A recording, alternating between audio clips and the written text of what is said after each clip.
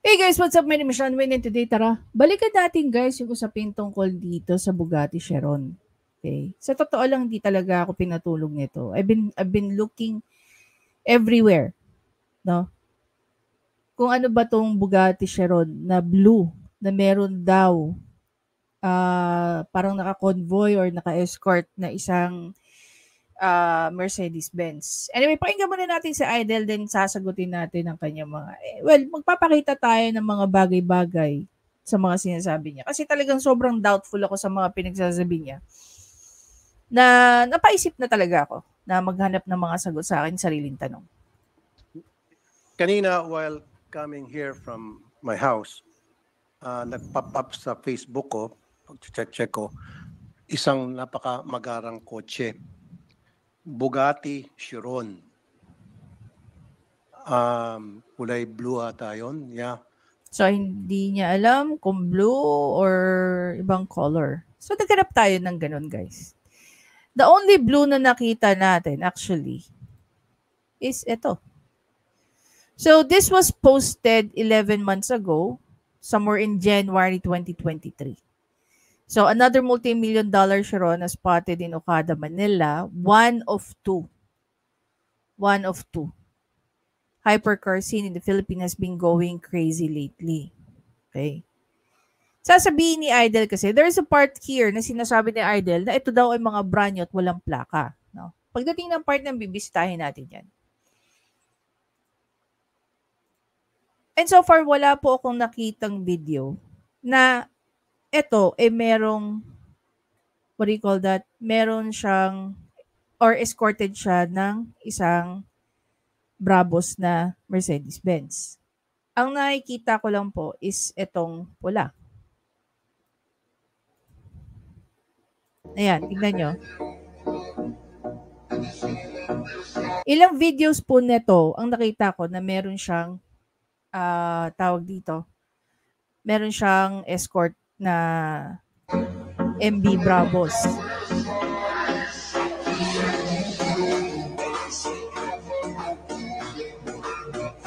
There. So that's one. And then here's another one.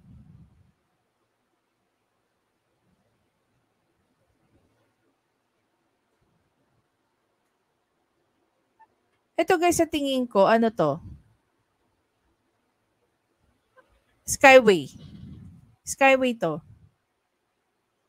Bakit? It seems that ang owner nito from the south. Yan, gaya nito, Bugatti Chiron Red and Blue. Philippines at Philippines AAV, most rich village. Hindi po.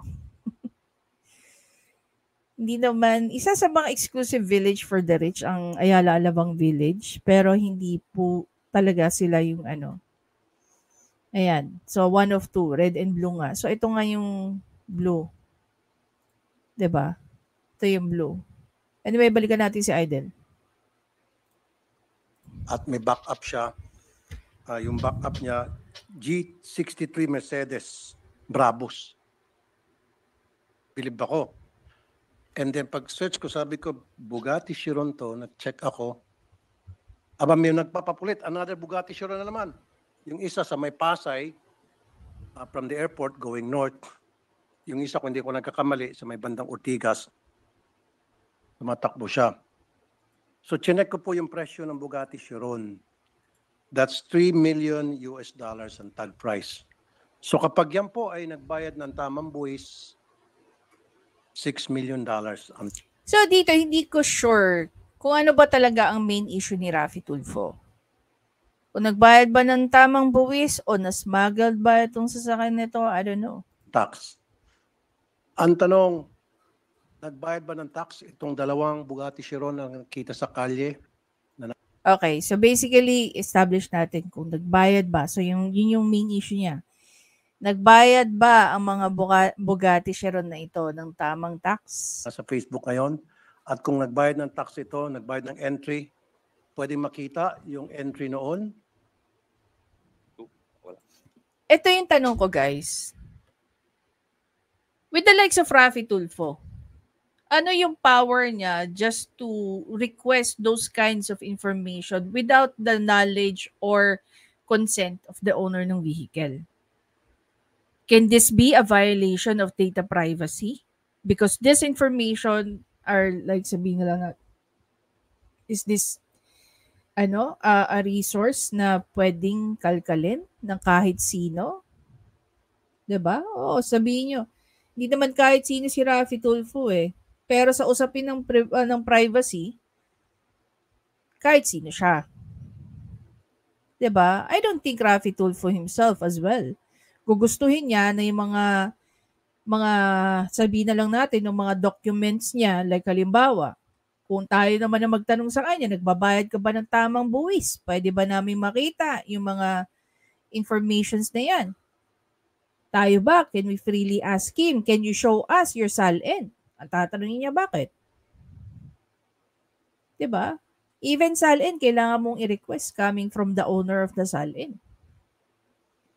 So, kung babalikan natin yung nire-request niya, can he just freely request that without the consent of the owner?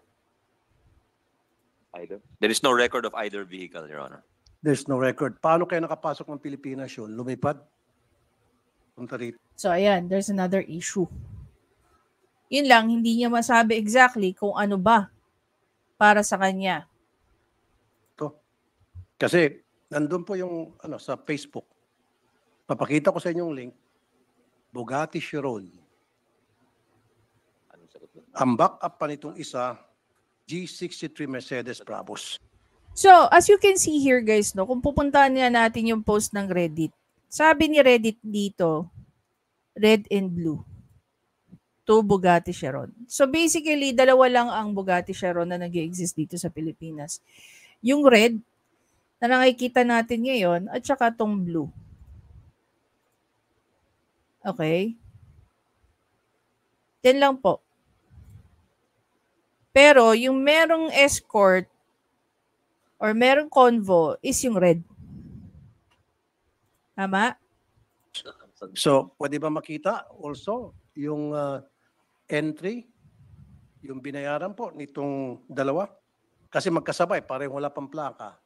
So, kung yan ay wala kayong record ng entry niyan, then dapat magkaroon kayo ng full-blown investigation paano ito nakalusot. Yeah, there's another one. Full-blown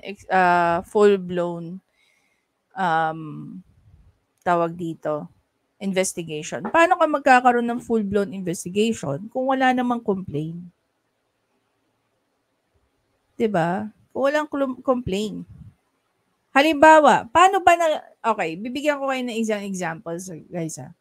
Isang example. Kung mapapanood, kung mahilig kayo manood ng news, may mga news guys na dahil sa traffic violation, no? Dahil lang sa traffic violation, nalalaman ng mga tao kung itong vehicle nito ay smuggled, kung itong vehicle ba na ito nakaw, kung itong vehicle ba na ito ay naka-flag sa LTO, yung mga ganyan.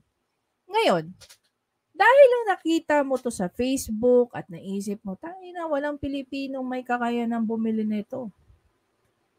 Sa example lang or isipin mo, imposibleng maipasok to dito sa halaga ng $6 million na tax.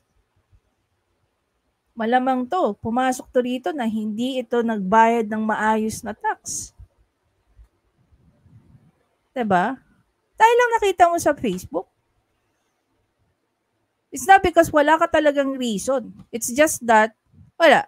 Gusto mo lang isipin na itong sasakyan na ito na ipasok or nagro-roam around dito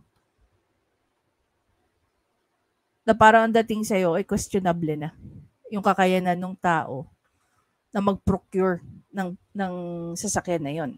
Diba? There is no record in the BOC during the time of the present commissioner and the present team, but it may have been registered previous. Maybe they can take a look. See? Sabi nga ni Senator Angara dito, well, wala man ngayon, wala man sa mga records nila, pero more often than not, pwedeng prior to that, diba? May record siya. Kasi questionable din nga naman, kung halimbawa, from the previous years, no, wala pa rin. So talagang malaking question na yun. If that happens, no, kung halimbawa man walang makita sila BOC, baka pwedeng maging grounds yan para mag-initiate ng investigation ng BOC. Diba? Hindi yung naramdaman mo lang. At the record. Brand Your new Honor. po ito, Your Honor. Brand new. How do you define brand new? When there are a lot of people, no, say that since early this year or late last year, may mga nagpo-post na about sa pag-spot nila ng mga Bugatti Chiron na yan. 'Di ba? Madam President, kasi po, wala pang plaka. Okay. Sabi ni Idol, wala daw plaka. Punta tayo dito. Nakikita nyo ba may walang plaka yan? Obviously, may plaka yan. 'Di ba? Palakihin natin para mas lalo nyo ma-appreciate. Paanda rin natin.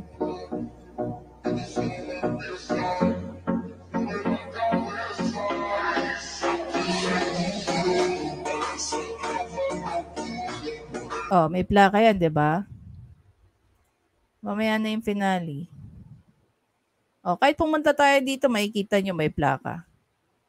May plaka. May plaka. 'Di ba? Saan pa? Oh, gusto nyo mas maganda.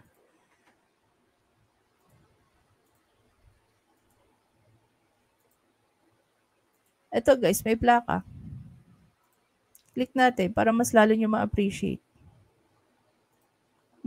Ayan, may plaka.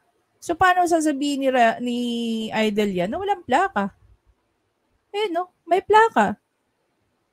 Gusto nyo malaman kung sino may-ari, kanina naka-register. Ayan, no? Check nyo.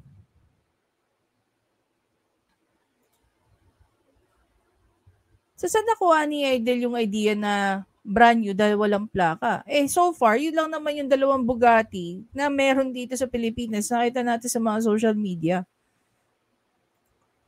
Mag-coordinate sila sa LTO, Your Honor, anong model ng kotse at kailan pinasok. They can No, do pero that. ang ibig sabihin, Your Honor, Madam President, I need an entry. So, ayun nga guys. Babalik na naman tayo dun sa tanong natin. Hindi ba nakaka-violate ng batas itong si Idol Rafi dyan sa hinihingi niya? From the Bureau of Customs na ang 2 Bugatti Chiron, whether this year, last year, the previous years, Diba? o kahit panong panahon, paano mga dinosaur, kung meron ba tayong record na 2 Bugatti Chiron dumaan sa pier ng Bureau of Customs. Ito ngayon ang tanong natin. Ako guys, wala akong alam tungkol dyan. Pero, talaga bang sa Batangas Port lang pwedeng ipasok yung mga ganyang sasakyan? Doon lang ba? No? Lalo na doon sa mga naglo-logistics. Patulong naman guys, no? Kasi bakit na-assume ka agad dito ni Idol? Nasa Port of Batangas, pinapasok yung mga sasakyan na yan. At nagbayad ng buwis. Alam niyo, may kwento ko lang sandali. No? Back in the mid-90s or mid-2000s, nauso po yung mga malalaking scooter. Yung scooter ngayon na nakikita yung NMAX, wala pa yan. Merong mas nauna dyan na version. Marami nagsasabi na may mga smuggled na scooter na nabibili sa Ilocos. So, hindi ko alam exactly kung saan sa Ilocos. Pero doon binabagsak yung mga smuggled na motor. Naging ano yan eh, naging balita yan before. So, I'm not sure. Kasi this is a super luxury vehicles. Mas mahal pa ito kaysa sa Ferrari at Lamborghini. Lamborghini. It's Lamborghini. Magagalit sa'yo si ano eh. Magagalit sa'yo si Sly eh. Nako, big fan pa naman siya ng Lambo. Combined. $3 million ang isa Tinignan nito. nila yung 2019 onwards, 2019, 2020, 2021, 2022, 2023. Wala pa ho. Walang record. Wala talaga. So Wala. therefore, Okay guys, just so you know, no, kahapon nasabi ko na ito, pero again, ang Bugatti Chiron po ay na-manufacture or nag-start ng manufacturing at saka ng pag-release in 2016 hanggang 2023, hanggang this year lang. 500 lang po ang nirelease nila sa buong mundo. Okay, 500 lang. So, kung wala nung 2019, we don't know kung nabili ba yan between 2016 to 2018. Kung walang entry ng 2019. Diba? For ibig sabihin, So, ayan, nag-assume na naman si Idol dito. ito po ay nakalusot. It's either misdeclaration or swing. So, pagka na-misdeclare, anong category siya? Pag minisdeclare. Alin kaya doon? So there is a failure of intelligence dito. Declaration or what? A clear failure of intelligence. Magkano bang intel funds ng Bureau of Customs? Swing, ibig sabihin, please, dumaan pa sa Bureau of Customs. Swing yung walang record. Walang record po. Ibig sabihin, Walang record ito. Pure smuggling ang tawag nito. Ayan. So, ginamit ni Idol yung word na pure smuggling. So, ngayon, meron siya another issue. Ito ba ay na-smuggled or ito ba ay nagbayad ng tamang buwis? So, alin sa dalawa ang gustong ma-resolve ni Idol na issue? Yung misdeclaration, pumasok ito, nagbayad ng buwis, kaya lang, konti lang yung buwis na binayad because na misdeclare nga. And then pagdating sa labas, nahabol, nakita sa mga papeles, to intelligence siguro, na oy, yung Ano naman ito kwento ni Idol? lumabas na ganitong kargamento with this kind of documents ng ganitong araw, misdeclared items yun, habulin natin sa warehouse. Yun yung misdeclaration. I think alam ng BOC ang ibig sabihin ng misdeclared.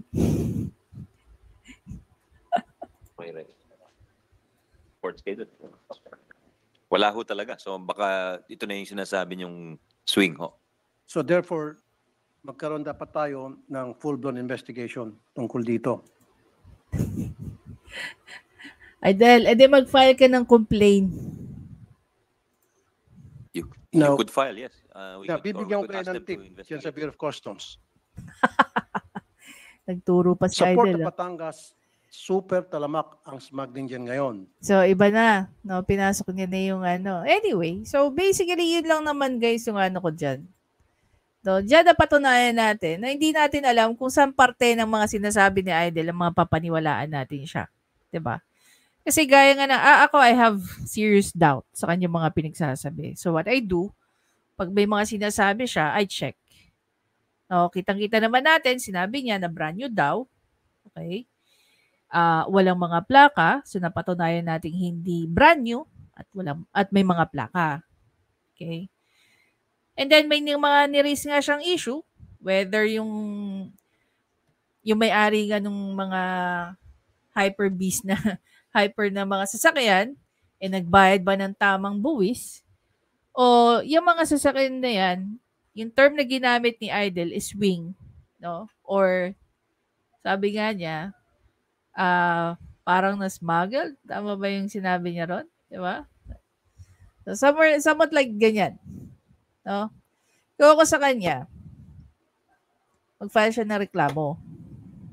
Okay? Since siya naman yung nagre-raise niyan. Pangalawa, if maalala nyo guys, the only time na may nauhuli sa tungkol sa mga ganyan, pagka nagkakaroon ng traffic violation. Kasi from the traffic violation, pwede mong hingiin, legally pwede mong hingiin yung ORCR, yung lisensya ng may-ari, at etong mga traffic enforcers na to, lalo-lalo na mga taga-LTO, they are trained. No? Parang mga human authenticator yung mga yan. They are trained to see the authenticity or the veracity of those documents. Now, if there's any issue or there's a question doon sa mga pinapakitang document, pwede nilang sampahan ng reklamo yung may-ari nung sasakyan. Pero itong dinedemand ni Idol ng mga documents, it sounded like nagva-violate siya ng isang batas, and that's what we call data privacy. 'Di ba? Not unless itong si owner no? Mag-voluntary or mag-submit na, eto, nagbayad naman akong tamang or ganyan. 'Di ba? Kung wala nga nakikita. But then again, gaya ng sinasabi ko, 2016 na manufacture na start ang release ng Bugatti Chiron hanggang 2023. Sa sinasabi nila, from 2019 downwards, wala. Pero dito nga sa sinabi ni Senator Angara, na it seems na even the previous year, wala. I think that's your cue. Mag-file kayo. No? Mag-file kayo ng reklamo tungkol dyan. Paano nakapasok? Una, syempre, paano muna nakapasok yung mga sasakyan ninyo? Pangalawa, nagbayad ba kayo ng tamang buwis? Dahil yun lang naman ang gustong malaman ni Idol eh. Kaya kayo dun sa mga nagdadrive ng mga luxury cars, ingat kayo na ma-spot kayo ni Idol. I-ready niyo yung mga documents nyo. 'Di ba? At magbayad kayo ng tamang buwis. At huwag kayong mag-swing. No? Padaanin niyo sa tamang proseso yung pag-i-import niyo ng mga sasakyan. Anyway guys, again, maraming salamat sa panonood. Please don't forget to subscribe, like, and comment. I-share niyo na rin ang inyong mga thoughts. Ano sa tingin niyo? Yan bang Bugatti Chiron na yan? Na, buti na lang, hindi ako naka-Bugatti Chiron. Kabagay, hindi naman natin kayang Bugatti Chiron, di ba? Ay, nako. Anyway guys, again, maraming salamat. Please don't forget to subscribe, like, and comment. Share nyo na rin yung thoughts na tungkol dito. Kayo ba, kung kayo tatanungin ko sa mga sinasabi ni Idol, no? Naniniwala ba kayo right there and then? O meron na rin kayo mga doubts sa tingin nyo? Ito bang mga nire-raise na question ni Idol dito? Kung nagbayad ba ng tamang buwis o naipasok ba sa tamang paraan yung mga sasakyan? And another thing is that, ano ang kapangyarihan ni Idol, no?